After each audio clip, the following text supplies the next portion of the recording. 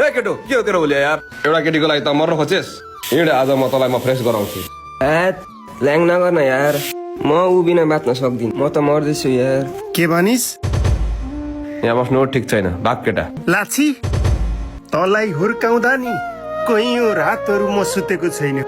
म भोको बसेर दुःख गरेर तँलाई आज यत्रो बनाएको छु तँ एउटा केटीको लागि मर्ने साथी जस्तो दाइलाई हेर तेरो आमालाई हेर तँलाई के हुँदा हामीलाई के बिच छोराछोरी हुर्काए आज आएर त मर्ने के गर्नु भएको यस्तो छोड यसलाई म मार्दिन्छु सबै आउनु यता यस्तो छोराछोरी भएपछि के का लागि जन्माउनु बाबा मलाई माफ गरिदिनु तँलाई ढिलो भयो जा जुन केटीको लागि त आज यस्तो भएको छस् नि जहिले त त्यस्ता केटी 100 जनाले तँलाई हेर्ने गरी बन्छस् नि त्यो दिन तँलाई म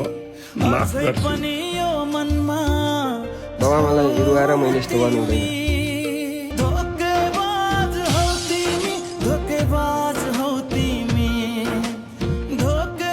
आजबाट त पनि मदेखि डिलिट भइसक्यो